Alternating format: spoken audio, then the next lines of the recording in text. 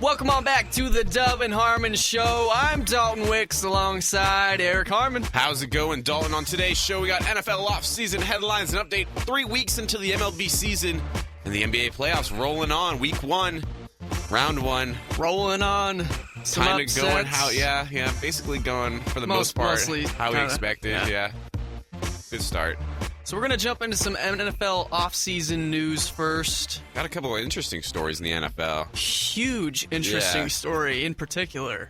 The best players in the league having their franchise tag revoked. I'd say probably the best free agent of the entire offseason, including the ones that have already signed. Josh Norman. No one thought he was going to be a free agent either. I mean, unemployed. Yeah, you wouldn't think you'd get let go of one of the best cornerbacks in the league on a team that was one game away from winning the Super Bowl.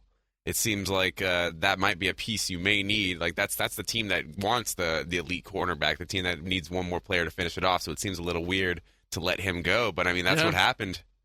Baffled a lot of players around the league too. You saw all the reactions on Twitter, and their jaws are all dropped. There's some backstory behind this. I got a little bit for you. Apparently, the owner of the Carolina Panthers. All right, so let's just give a little recap. Josh Norman cut. He had his franchise tag offer rescinded after it was basically decided he wasn't going to sign his franchise tag, and the Carolina Panthers weren't going to give him the money. It was reported he was wanted $16 million per year, and the Carolina Panthers, Yikes. Yeah, that's a lot of money. Carolina Panthers weren't going to budge on it, and in fact, this owner for the Carolina Panthers back in 2011. The lockout year, when it was going over CBA negotiations, he was one of the hardline guys on saying we need to take back some of the power from some of these players, like their ability to hold out, their ability to make a impact on the franchise fiscally through holding out methods like that. So this is one of the hardline guys. So it seems like they made this move to cut off because Norman, it was suspected that he was going to hold out. He was already missing training assignments. He hadn't signed his franchise tender. It wasn't looking like a conclusion to that matter was coming anytime soon. So they just cut him and just said, hey, we're just not going to deal with him anymore. Yeah, they just want to deal with guys who want to come and compete and play for the Panthers right now, and he just wasn't really going along with the owner's agenda, so he just said, you know what, you can hit the road, find another team, they can deal with your drama. And, yeah, I got 2 words to defend Josh Norman, though, in his negotiations. Sam Bradford, who is making about the same amount as Josh Norman's asking for. Yeah, Sam Bradford's not doing anything with that money. Yeah. Yeah, it's because owners are a lot more willing to put money into a quarterback than they are It's an interesting league we live in right now where, I mean, because that's going to be what he goes to, though. When he's negotiating, he's going to point out all the jokes and the mediocre players who are making all that money. So, yeah, I don't necessarily...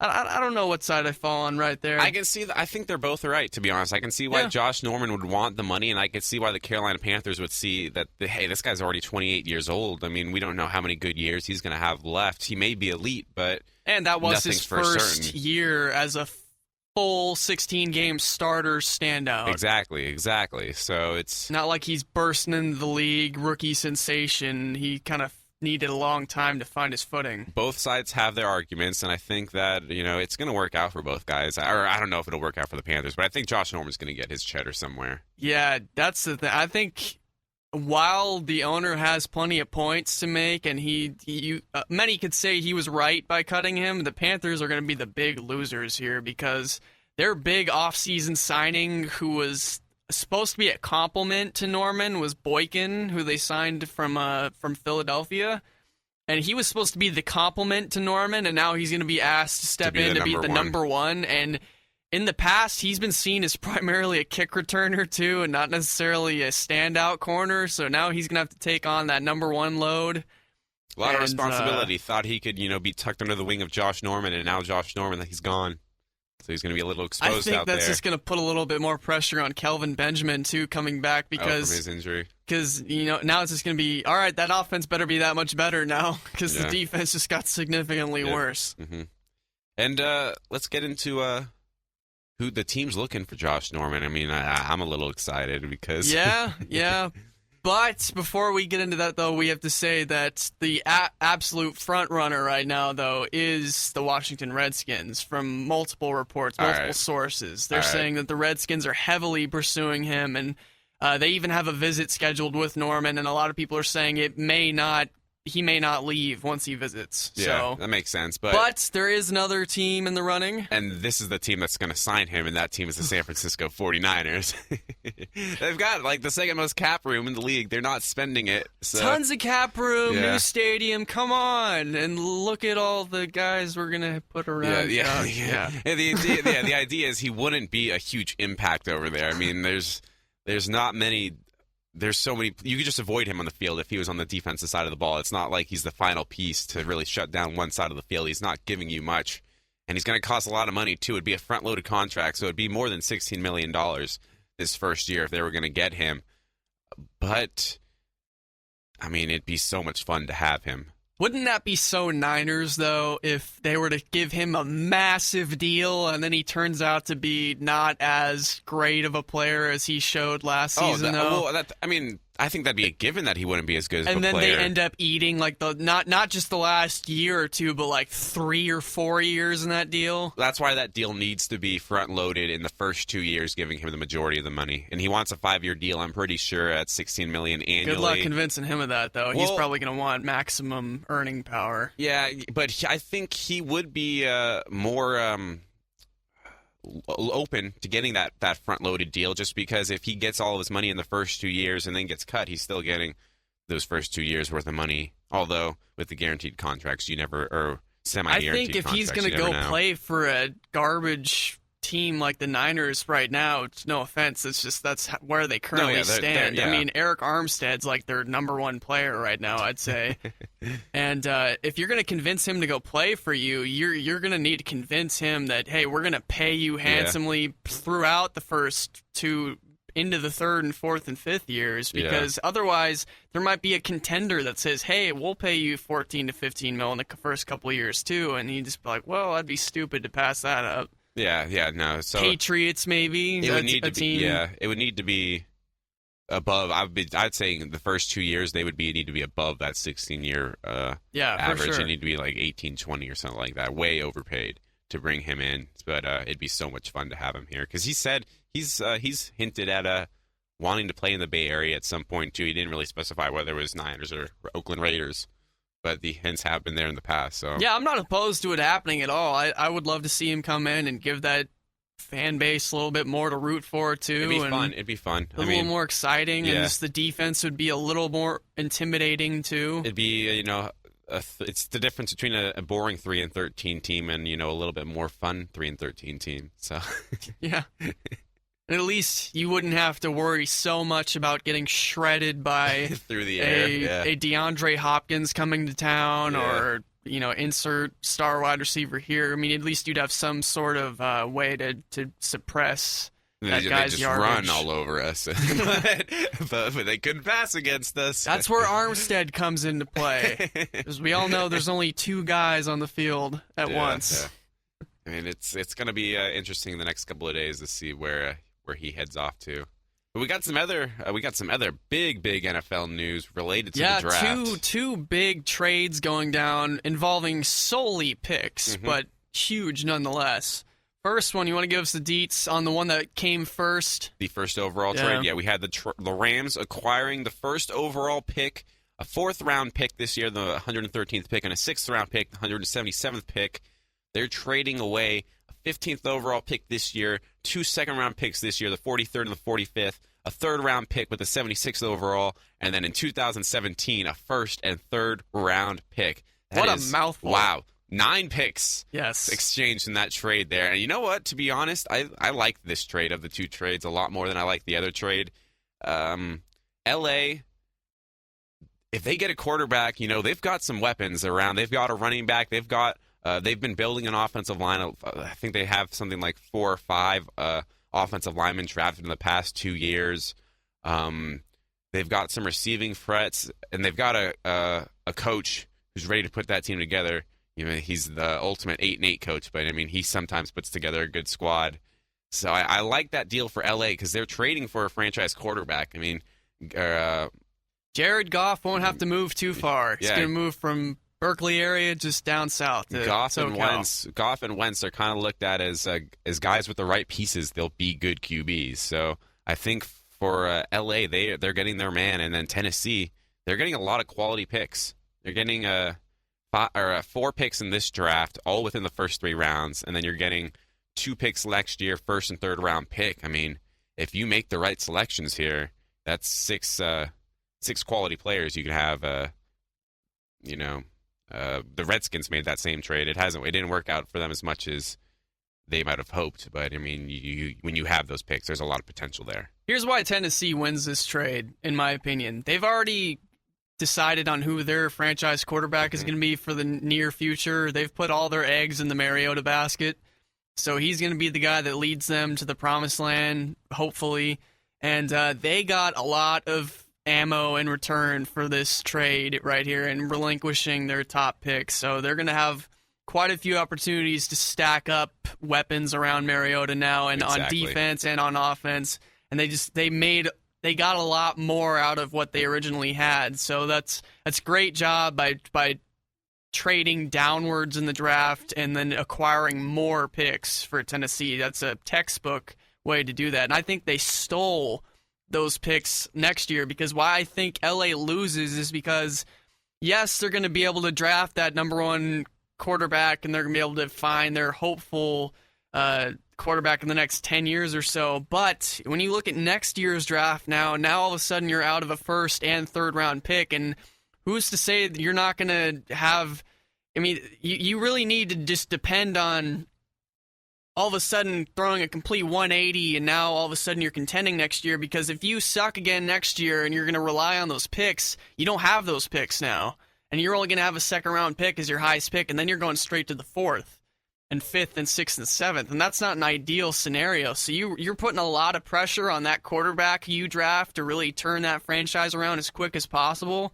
And it's also a lot of pressure on knowing that you made the right, because they made this trade knowing that that they think they have the right guy, so they better be right. Because if they're wrong, better be right. Yeah. If they're wrong, the give out there, the picks that they gave out, that could set them back a little bit. Yeah, we'll see how that works out there. I'm not sure. I have my doubts, just because mainly you look at the RG3 trade. That's the big red flag that's happened in the last few years, and so it could be that all over again. That was for the number 2 pick, not the number 1 pick. And this is, I'm going to say that trade didn't work out, I don't think, for the Redskins. And even though it didn't work out for the Redskins, I mean, they've still won the division 2 times in the last 4 years. Barring that the NFC East is one of the worst divisions in football right now, but they still won 2 divisions in those past 4 years. So it goes to show that maybe trading away all those picks doesn't kill you as much as you might think it would, but you're still trading away all those picks. There's a lot of potential players. Ironically, too, the team that won that RG3 trade is this Rams team, and now they're seemingly kind of throwing in all of their assets to try to do the same thing that they screwed Washington over on. Well, if you're one quarterback away, I mean, yes, you got to make that move. You got to make that move. Fits a lot more of the prototypical guy that's going to last a little bit longer in the NFL. He's not that run and gun, agile quarterback, and that, we've seen the Kaepernicks and the RG3s and those kind of guys kind of fade out a little bit, and we're kind of returning to that pocket quarterback presence. Big, strong pocket quarterback. Goff fits that mold a little bit better. And Wentz is a little more mobile, but he's a little more physical as well inside the pocket. Do we even think it's going to be Wentz, though? I'm pretty certain that it's going to be Goff. I'm pretty sure the reports have come out that it's going to be Goff for sure, number 1, and then Wentz coming out now. Wentz will be probably going to the other team we're about to discuss with this next pick. Should I get into it? Yeah. All right, we got the Eagles acquiring the 2nd overall pick and a 2017 4th round pick, which doesn't really matter. And then the Cleveland pretty irrelevant. Yeah, the Cleveland Browns. They've got the 8th overall pick. They got a 3rd round pick from this year's draft, 77th overall, 4th round pick from this year's draft, 100th overall, then a 1st round pick next year, and a 2nd round pick in 2018. This is 100% Cleveland winning this trade. Yeah. In my opinion, it's not even debatable. I don't think Philly's in a position. I don't know why they were the team to trade. I know they need a quarterback, but I don't think they have the pieces around that quarterback to. This is Chip Kelly somehow making this trade for Philly while he's in San Francisco. Just chortling. Oh, they're so screwed. Yeah, I don't know why. That's the first thing that comes to mind when I heard this trade. I'm just like, is Chip Kelly somehow still GM of the Eagles? Yeah, it's. You got a new coach. You don't have an offensive line. You don't have a running back. I don't know what they're just. Yeah, we'll just stick a guy in here and we'll get him and it'll work out for us. He'll develop. No, I don't think it's going to work out for Philly for the Eagles. I think it was a stupid trade on their part. And Cleveland, I don't even. Cleveland, yeah, they won this trade because they're not trading up and losing all the assets on a squad that's not ready. But you got to ask questions about Cleveland. They're trusting basically RG3 for the next season or two to be their quarterback now. That's what they're saying. Unless they go, who's the third QB in this draft? Oh, man. I don't know his name. I know I've heard his name a couple of times now. That out. Yeah, go ahead. But I think this is going to put, this definitely puts the pressure on RG3 to be the quarterback for the next year or two. But I will say it's kind of smart here because if he kind of just flames out and isn't exactly the savior that they're hoping he is, this could be a way for Cleveland to stack up on a lot of guys to surround a quarterback, and kind of like the Rams have approached it the past few years. And then next year, because if you don't have a quarterback and RG3 kind of sucks this year, and then you have a bad record again, they could just go back next year. They've got the first-round pick now. And they'll go back next year and just try to draft, because they'll have multiple first-round picks next year. They'll their own as well, so they can. So they can just go grab the quarterback next year and just pass on Wentz. They'll make the Redskins and LA trade. They'll package a couple trade picks together and they'll move themselves up. It's cylindrical, the process in the NFL here. It keeps on cycling every year. Yeah, Cleveland definitely. It's a reason to believe, and there's reason for hope in Cleveland. Fear not. Yeah, I'm excited to see. LeBron may not bring you that title this year, but with Huey Jackson, there's good things on the horizon. Hopefully, you got lots of picks. Yeah. Lots of picks. What Hugh Jackson and RG3 can do over there, that might be interesting to see in the AFC South.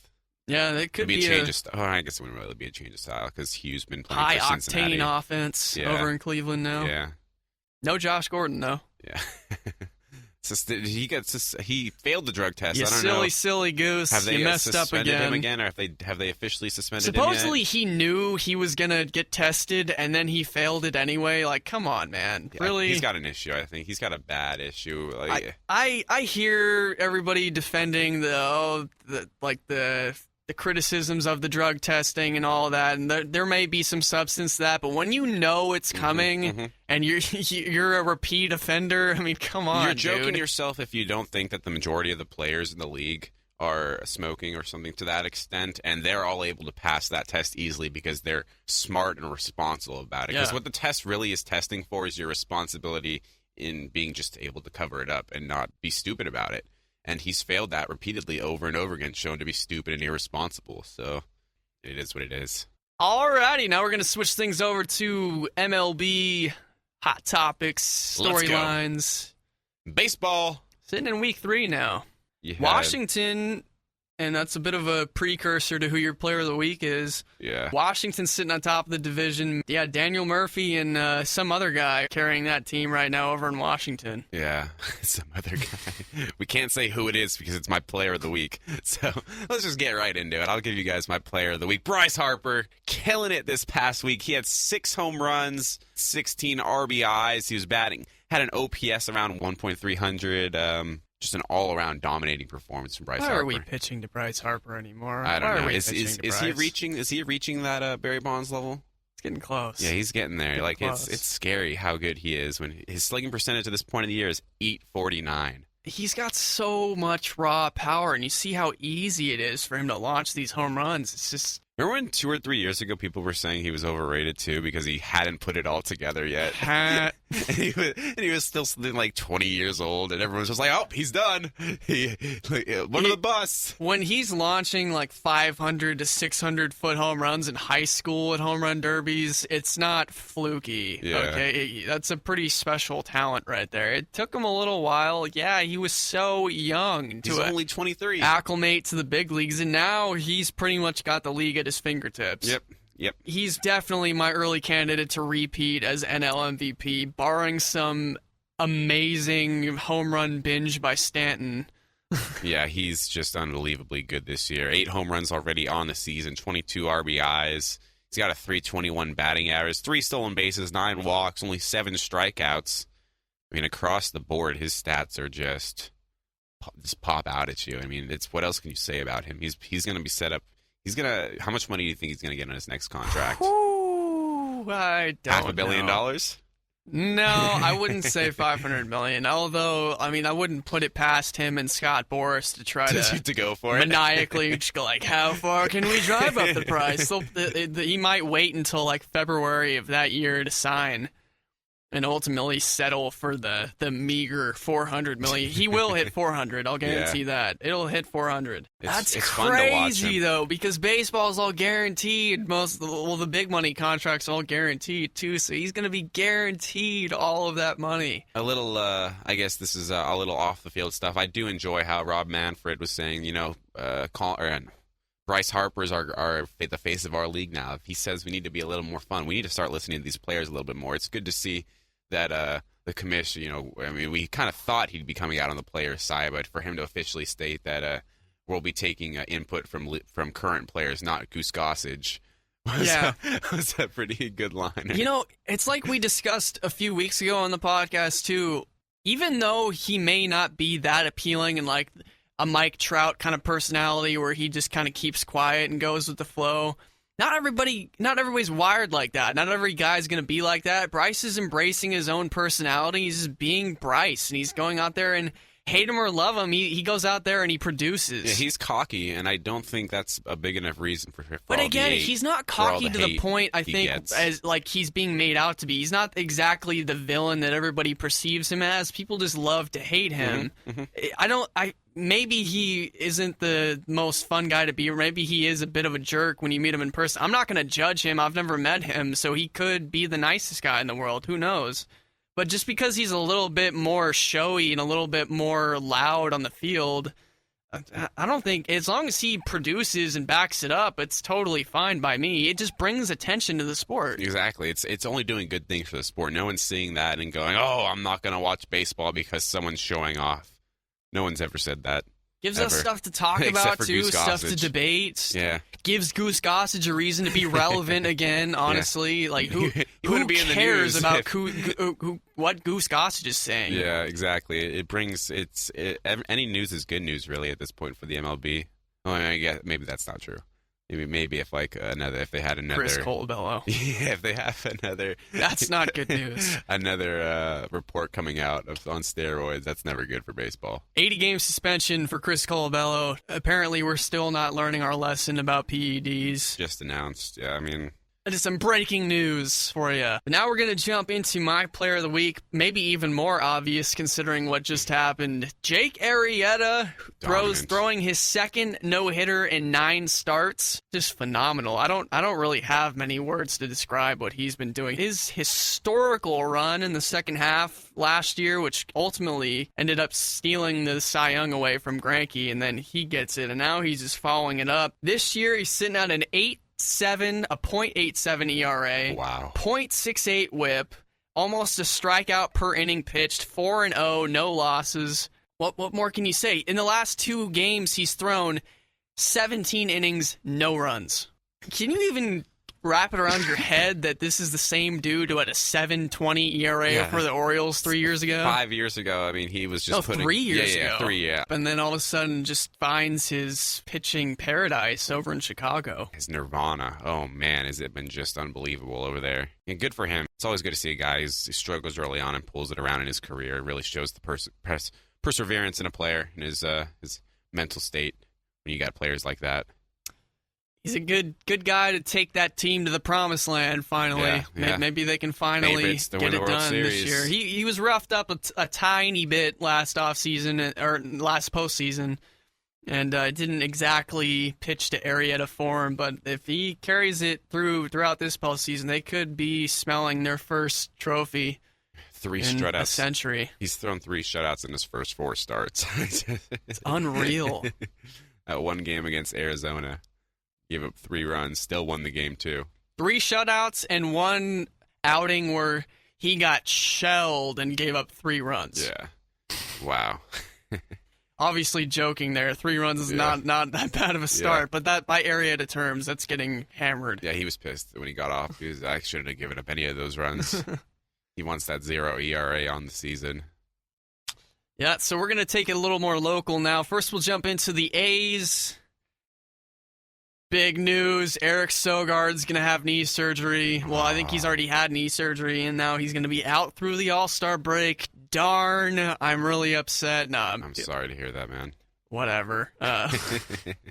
Danny Valencia did just head to the DL as well, though, so we are thinning out a little bit as far as depth goes. Our starting third baseman, he had been hitting close to 300 to start the season, too, so that's not good news.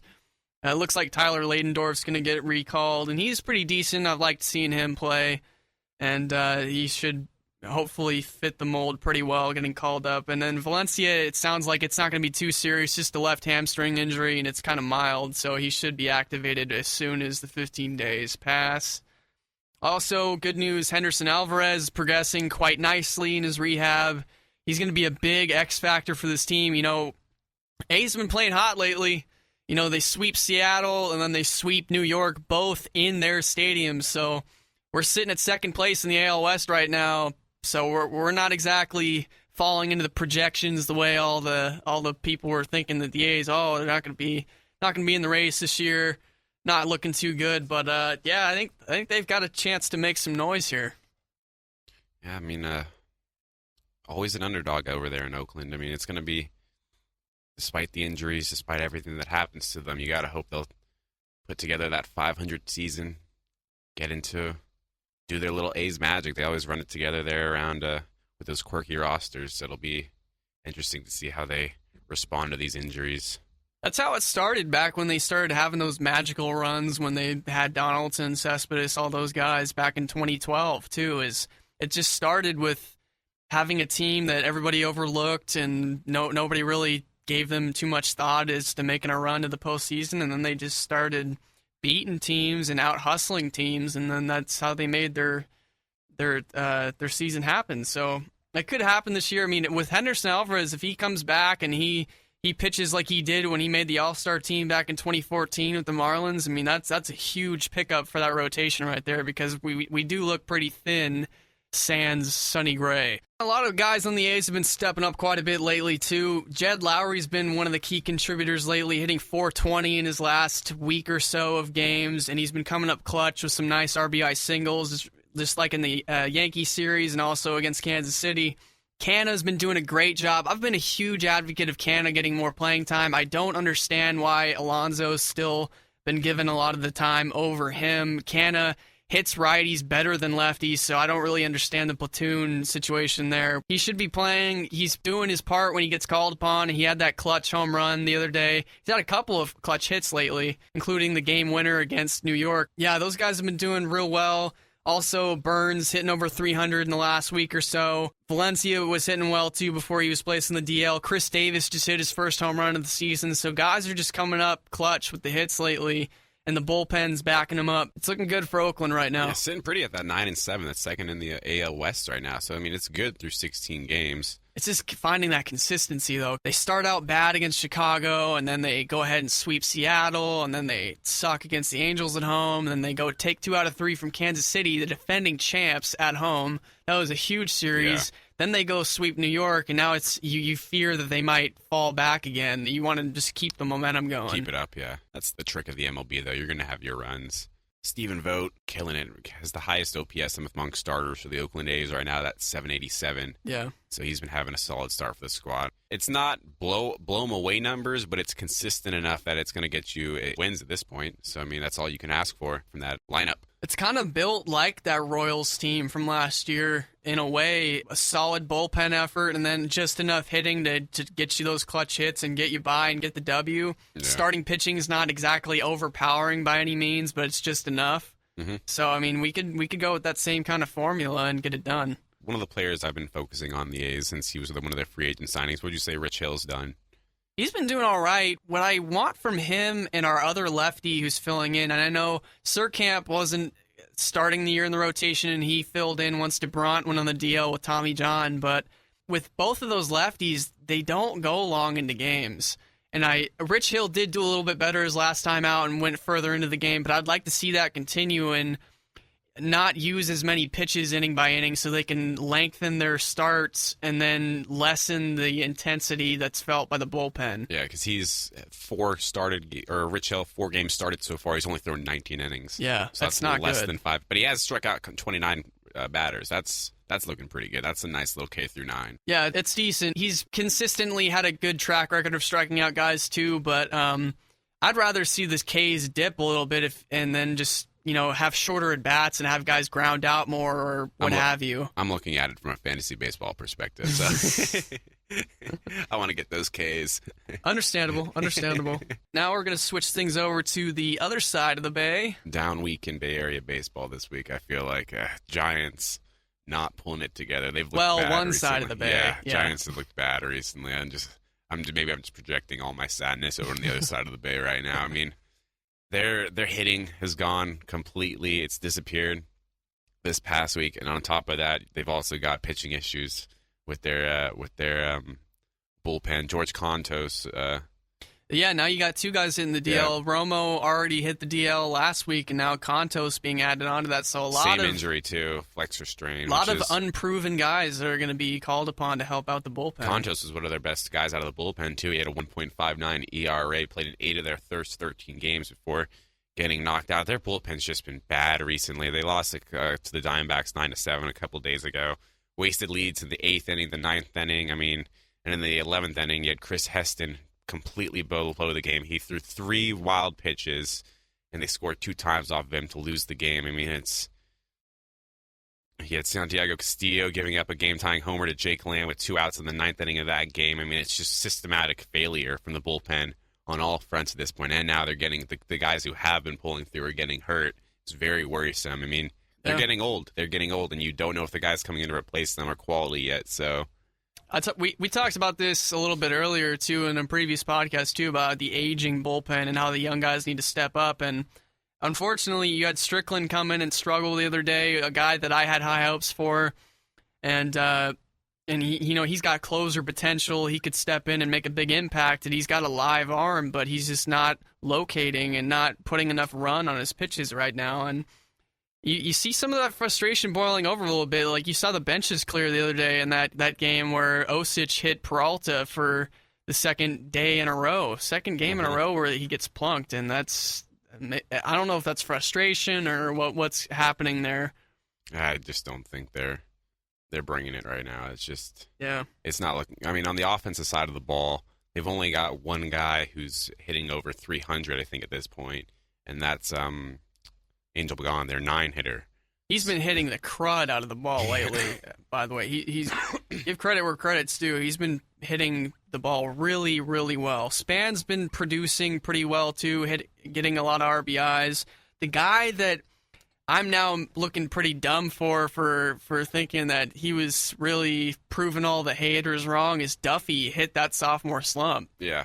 I was pretty adamant saying that I don't think he's going to encounter any struggles. I think he's going to carry on with that rookie success right on into the season. But after a hot start against Milwaukee, he is completely cooled off, so much so that he's getting a few more days off than you would think lately. Yeah, they came into this season thinking that there was no way their lineup wasn't going to be solid. And I mean, in their past 5 games, they're 3 for 35 with runners in scoring position. That is dreadful. I mean, they hit just 2 home runs in the last 7 games. They haven't scored in the first inning in 13 of their 17 games. Like the the run scoring ability and the power is just not there at all. And it's what people thought was going to be given with this Giants lineup. So they need to bring it together. I mean, I don't know what the problem is. I mean, they just are not looking good on both sides of the plate right now, from pitching or from relieving pitching and from batting. So I mean, they need to pull it together and just turn it around. Not much else. Positives are there, though. I mean, the catching position is looking real strong. Obviously, you've got one of the best staying catchers in the game in Buster Posey, and Trevor Brown's looking like a pretty good backup for right now as well. And then when Suzak's healthy and now you've got a surplus of catching, maybe you can trade one of the catchers and pick up another piece that helps you out. Yeah. And, you know, they've got an interesting series to turn it around coming up starting tonight against the Miami Marlins. That means they get to go and see Barry Bonds. Maybe Bonds will give him some hitting tips, some pro bono hitting tips from the opposing bench to help them out. It'd be nice, Barry. Yeah, throw us a bone, you know, please. And then quit the Marlins and then come to the Giants and be the batting coach for the Giants instead. That's my main goal. But I mean, it hasn't been looking good there. I mean, I'm glad they're getting out of the division to face some more. They've only faced Milwaukee out of the division at this point. They've been facing Colorado, the Dodgers, and Arizona. So and those are the three teams that are ahead of them right now. So maybe they can get their head on straight with a couple out of division opponents. But you got to start beating those divisional opponents. They just got swept at home in a 4-game series. Yeah, that's the second time that's happened since AT&T has opened in its existence. So for the past 16 years. It's only the second time that's happened. But the good news on that is that the last time it happened was in 2014 against the Reds. So, I mean, hey, there's that even year, a little bit of even year magic. Maybe it's just a precursor for them to turn it around and win a World Series, which is inevitable. Yeah, and there's like I said, it's not only just the catching position, but Cueto's been pitching pretty decent as of late. He had a pretty decent start the other night and just didn't get a whole lot of offensive support.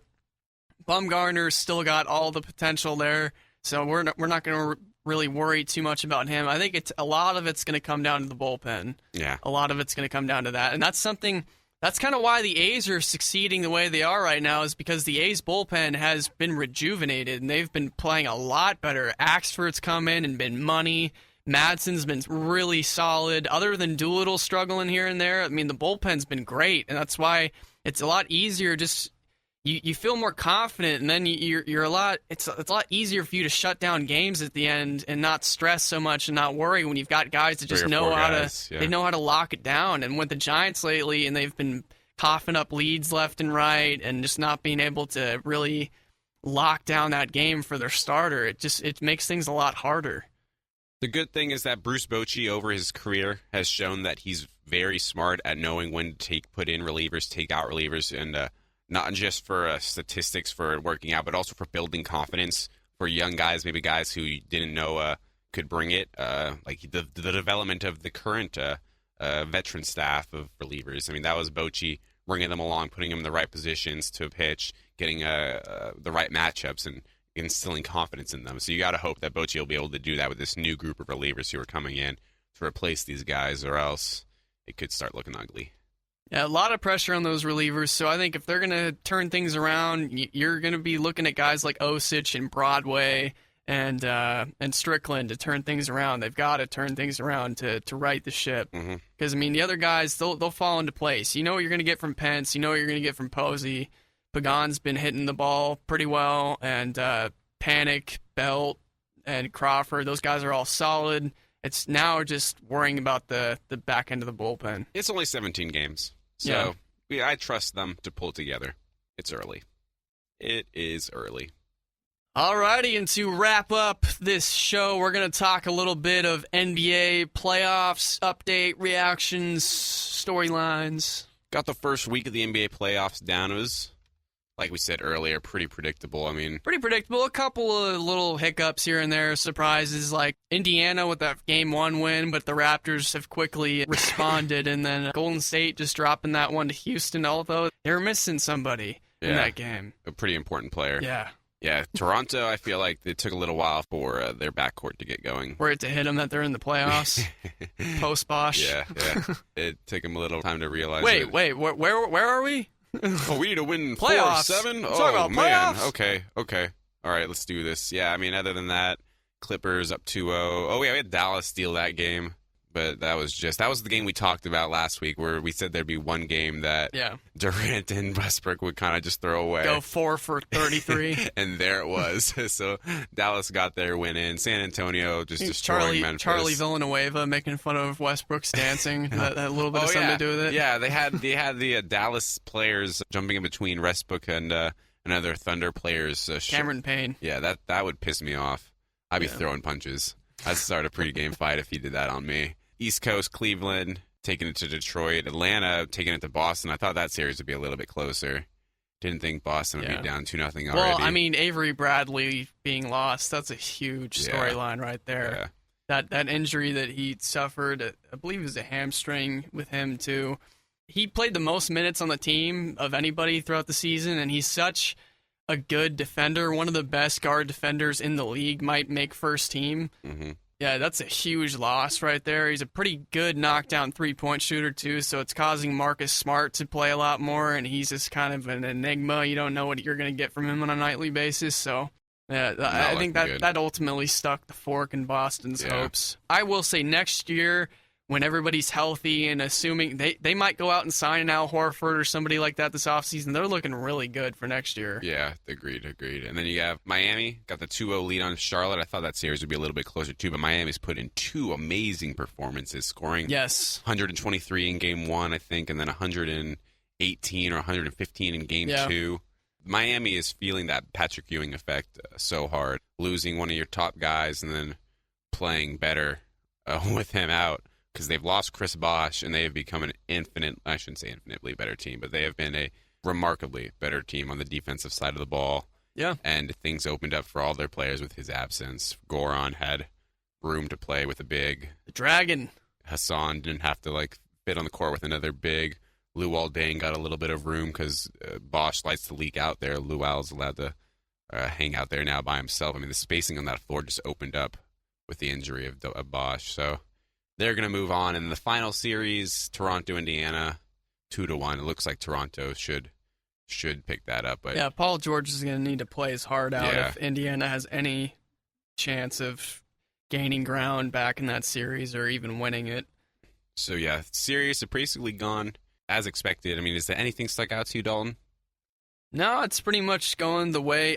You know what I'm a little disappointed in is that Portland's not putting up as much of a fight against the Clippers. That was my one series in the Western Conference that I thought might be close. Mm-hmm. With that series pretty much going LA's favor at this point, I mean, all of the West series suck, really.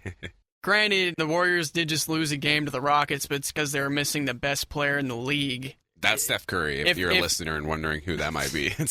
Not Ian Clark. And assuming the Golden State has Steph Curry, they win that game. They lost by 1 point without him. They would have slaughtered Houston in Houston if they had him. So if it wasn't for that, I mean, all the series, other than Westbrook and Durant having an off shooting night, all of the top seeds are just taking care of business right now. Here's how I look at that Golden State Warriors-Houston series.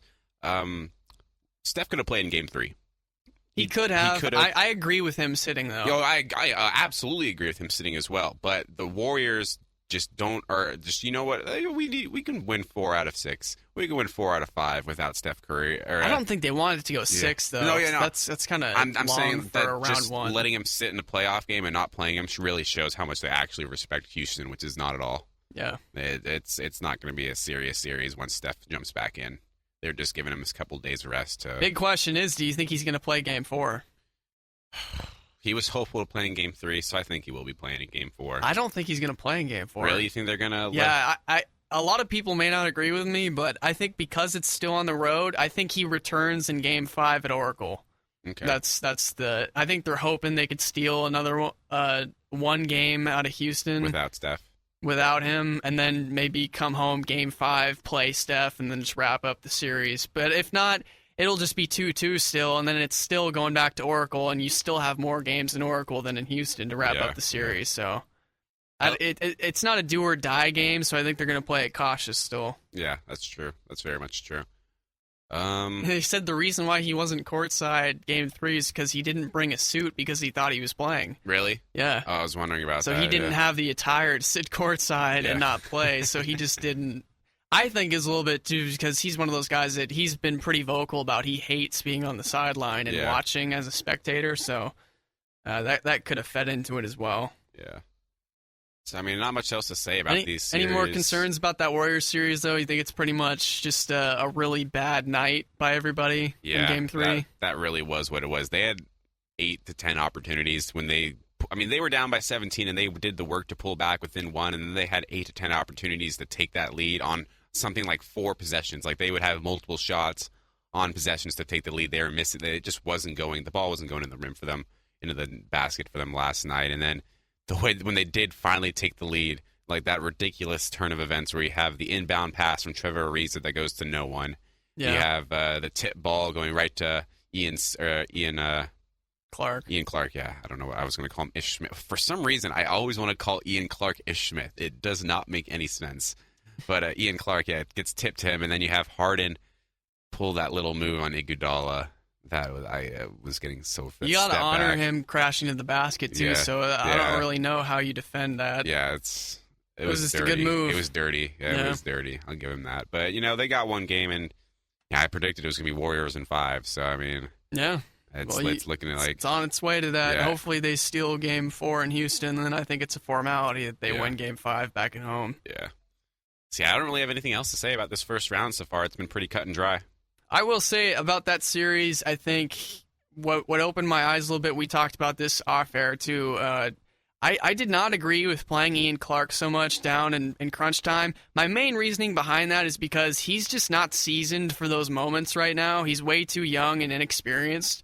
So I didn't agree with that. I think Rush should have seen him a lot more playing time. He just got a DNP. There wasn't any injury or anything going on. He needed to be playing because he's the one that can make those clutch threes at the end of the game. He's shown he can do it. Yeah. And so I didn't really agree with playing Clark, especially because you had Livingston and Iguodala on the court to be the playmaking point guard. So I didn't see a reason to play him. He made a couple of lucky shots just because he was at the right place at the right time.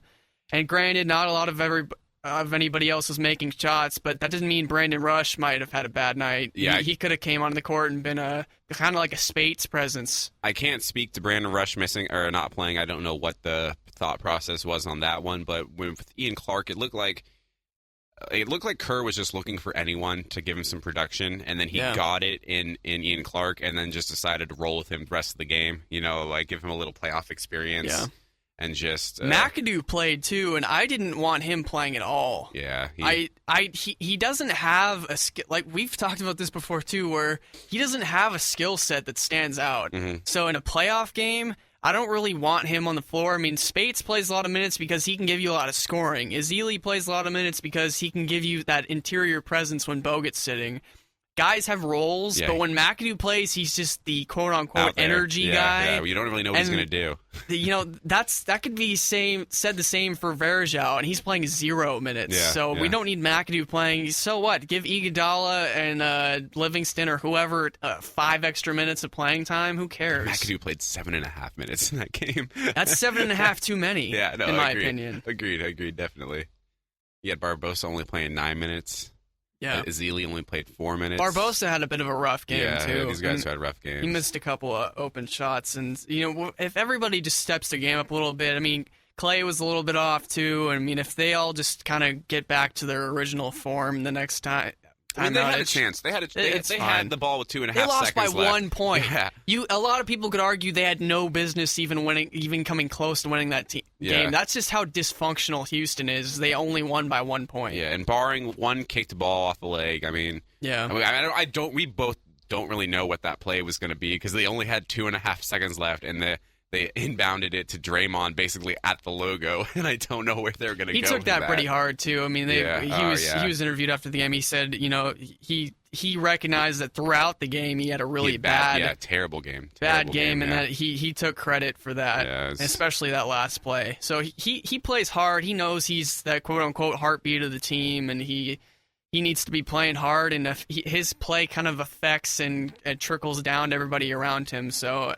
He'll step up. He's going to respond next game, and it's not going to be nothing to worry about. I think they got a little too fast for themselves. They were taking shots before they were really set. You see, like Clay and Maurice Spates seemed like they were rushing themselves a little bit, even though Spates had a career night. He did. He was the reason why the Warriors were even in that game. Mo. I was saying at the end of the game there, I was like, you know what? Why don't we just give the ball to Mo? Like, I would not be angry if he took that last shot. Like the way he was shooting, you can't argue that he deserved it less than anybody else. I was saying him or Iggy were the two guys that I wanted to take that final shot, but. I mean, although Iguodala did airball 2 threes, so I think we were saying that we think that's what the plan was, is getting it into Draymond. He was going to swing it to Iguodala for a three, and Iguodala was 1 for 3 on threes with 2 airballs. So you were not sure what you were going to get with that last shot. It wasn't like the guy defending him too was like 3 feet away. It wouldn't have been an open shot. It would have been a contested 3-pointer with no time left on the clock. It was a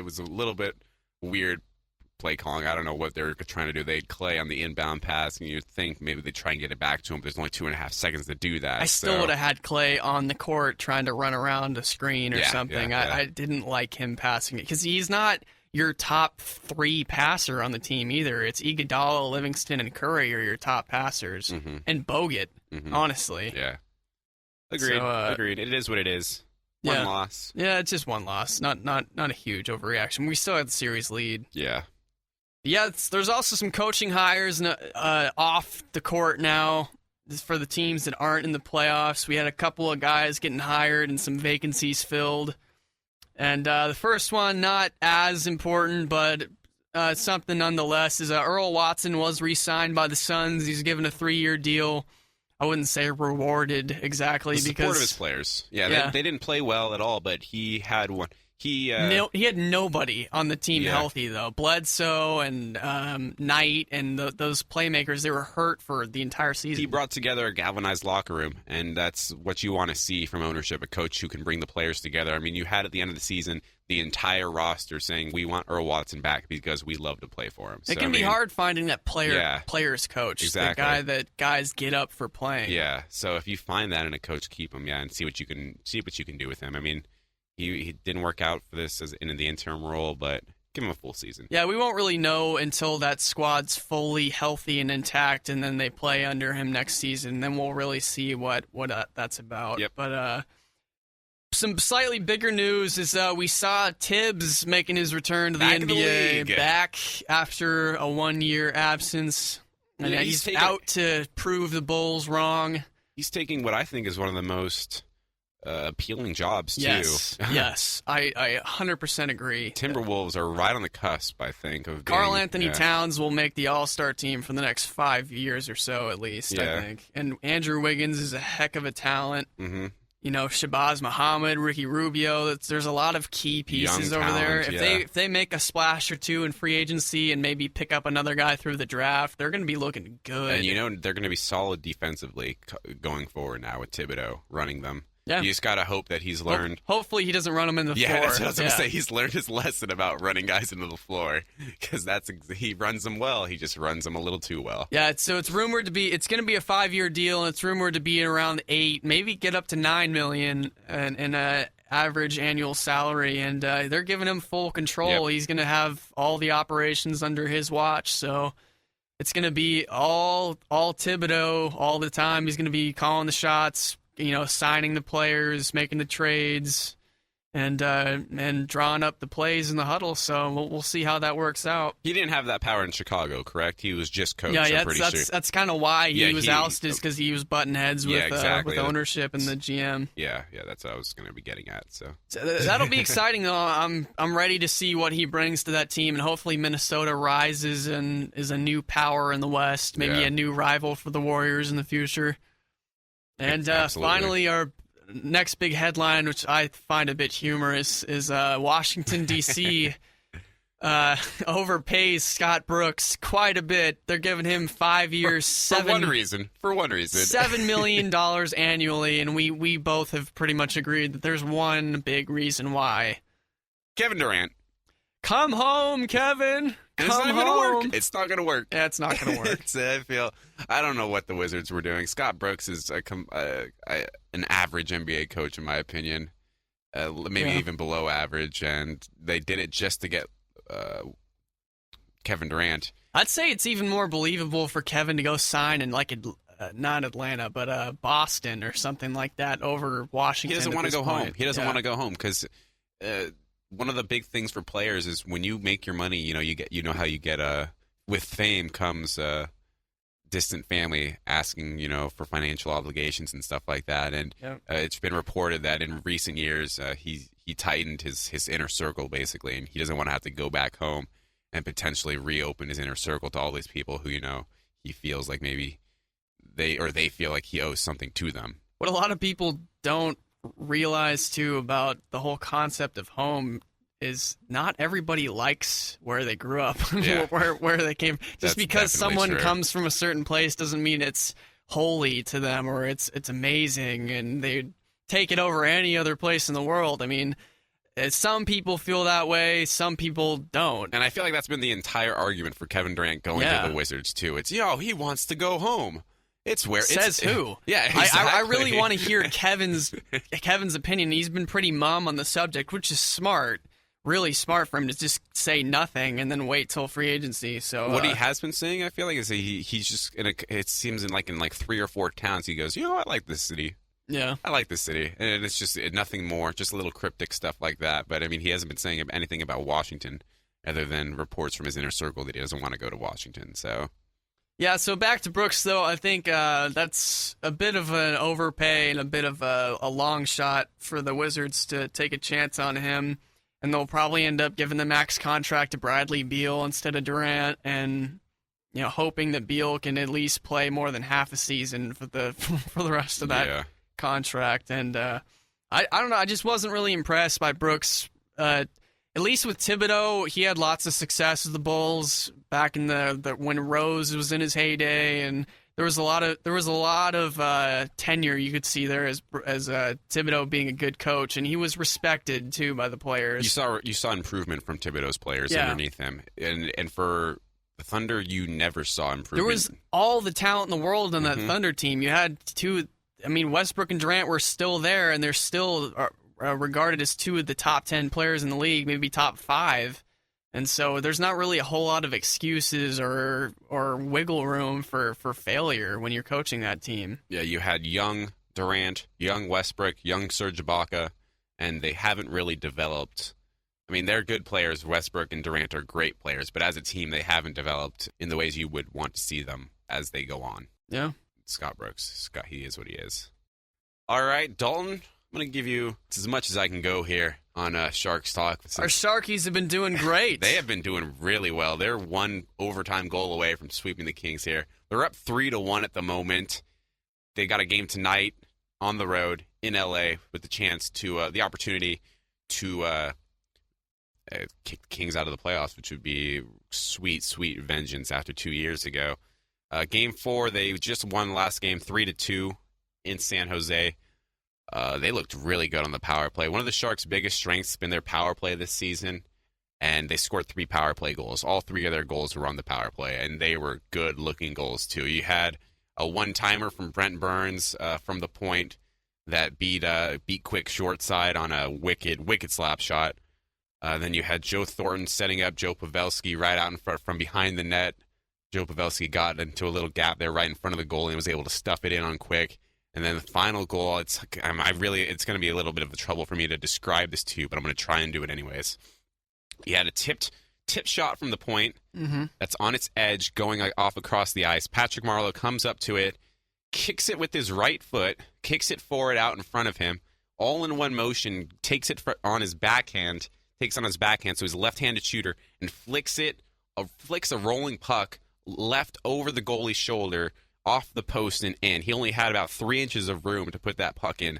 I mean, they are looking on point. I mean, one of the biggest issues that you've seen in Sharks teams in the past is that when it comes to the playoffs, they don't really they just look disheveled out there. Like, they've been playing playoff hockey, been playing hard hockey the entire season, and they're tired, and they just don't have it when it comes to the playoffs. But this season, they've done a really good job of resting themselves, looking well, and they look like killers out there. They look like sharks out in the water, pun intended. If there's even a drop of blood, they are going in for the kill. I mean, they keep the pressure up on. They've been keeping the pressure up on the Kings, just keeping them on their heel toes. It's been exactly what you wanted to see from the Sharks in this series: fast hockey, hard hockey. I mean, they are the skilled team, the more skilled team in this. They have more depth. They've been able to roll all 4 lines and all 3 defensive pairings, and that's something that the Sharks haven't been able to do in the past. In the years past in the playoffs, when it got to this point, what the Sharks would do would be they'd only roll their first 2 lines. They just forget about the bottom 2 lines, and then for the top 2 lines, they get tired. Everyone wonders why the top 6 isn't giving them the performances they need, and then they just kind of fall apart. But this year, the coach Peter DeBauer is rolling all 4 lines, rolling all 3 defensive pairings. Everyone's playing, everyone's staying a lot fresher than they usually are, and it's showing right now. They look so good out there, and I think they're going to beat the Kings tonight. I think they're going to go on, and I'm hopeful. I mean, I try to stay as cautiously optimistic about these Sharks because they've choked in the playoffs so many times in years past, but they look good. And you've got to think Brent Burns is a big X factor there, right? Yeah. 6'5", 230 pounds. So he's doing fast. a little bit of everything, too. He's got 18 shots on goal, and he's also got 3 assists and 2 goals so far in this postseason. So he's been everywhere for them. Yeah, that's absolutely Brent Burns. He's a killer on the ice. His power play, he's got the shot from the power play. He's got... I mean, I think one of the bigger differences, too, for him is the Sharks signed another defenseman, Paul Martin, who's very much a defensive defenseman, right? He's the exact opposite of Brent Burns. Brent Burns will take chances. He'll get out on the rush. He'll get ahead. He'll get burned a couple of times. People will get behind him because he's so aggressive. But Paul Martin's the exact opposite. He stays back. He's that guy who has the breakout pass, the one breakout pass. Just stay back and do your job so that Brent Burns can be as aggressive as he wants. And it's been an amazing combination. That deep pairing has just been clutch on top of clutch, making plays, and then Brent Burns, what can you say about him? I mean, he has the forward experience, he has the defense experience. He's so smart out there now. It's amazing to see him play. I mean, he had something like 69 points as a defenseman this year, like 10th in the league or something like that. He's a killer. Yeah, Pavelski's had a great postseason too, as well, with the 4 goals he's had and 12 shots on goal. And I was wondering, are we concerned a little bit with Thornton, though? It looks like he's had a little bit more of a minimal impact, only 3 shots on goal the entire playoffs. Yeah, he doesn't shoot that often. He's definitely a pass-first player, but I don't think there's much to worry about him at this point. He's so good at puck possession, and that's really the new age way of thinking about hockey is if you can possess the puck more than the other team, you get more shots on net. And he's so good at possessing the puck in the offensive zone, and then once the puck's going the other way, his back-checking skills to get the puck back and going the other way they're both elite. So you could kind of compare him to more of like an Iguodala presence with the Warriors. Then he's not going to be exactly leading the team and shooting the ball and getting all goals, the points. Yeah. But he's more of like that playmaker. Yeah, and more absolutely. Of like he's the distributor of the Sharks, the strong body distributor. He's the guy that's almost impossible to take the puck off in the corner. Calming presence. Yeah, he sets up behind the goalie or on the half boards and just he's the guy who really initiates the offense, gets the players into their. Gets the forwards, gives them time to get into the zone, deep into the zone, and find passing lanes. So he definitely sets up their offense when he's on the ice, and I think sets it up in terms of a blueprint for the rest of the squad and how they want the Sharks forwards to play. Yeah, and I think Martin Jones deserves a shout out too as the goalie. He's done a pretty fantastic job as goalie for the Sharks. 103 shots against him and only 8 allowed, good for about a .920 percentage. That's pretty dang solid. He has been a calming force. When you look at goaltenders in the past for the Sharks, you've had guys who they have more flair to them. They have a little bit more of they'll make a save and they'll kind of like whip it around and show it off to the crowd a little bit. And I mean, not really show it off, but like put a little something on it. And Martin Jones, he's just such a calming force in net. He doesn't get amped up. He doesn't show too much emotion. He just makes saves, stays calm when he drops a rebound in front of the net, lets his teammates clear it out for him, doesn't extend on passes to open up lanes behind him. It's calming. It's exactly what we need as a goaltender, what you want to see in the playoffs, a guy who can just bring his teammates down, calm it down, and just slow play down and allow them to play at their pace almost as well. Game 5 tonight, win that game. They got the Ducks or the Predators possibly in round 2, and then we'll see where it goes from there. Yeah, hopefully they can make a nice little run in the playoffs. It'd be nice to have the Warriors extending their playoff run, and then the Sharks going as well, and just it would be a great time for Bay Area sports in general. Yeah, you get all those championships, collect them in the Bay Area this year. Yeah, we'd be the talk of the sports world. Let's do it. I like it. I like the sound of that. Yeah. Alrighty. So that's gonna do it for today's show. Hope you all enjoyed. We had fun doing it. We'll have a mailbag again next week. Social media. Yeah. Real fast. Hit me up on the tweets at Dalton Wicks. I'm at EH24 the Mamba. Also, Facebook page. Give it a like. iTunes. Give it a download. Spreaker. YouTube. Yes, we're all up on there. N Harmon Show. Search it up. We'll be there.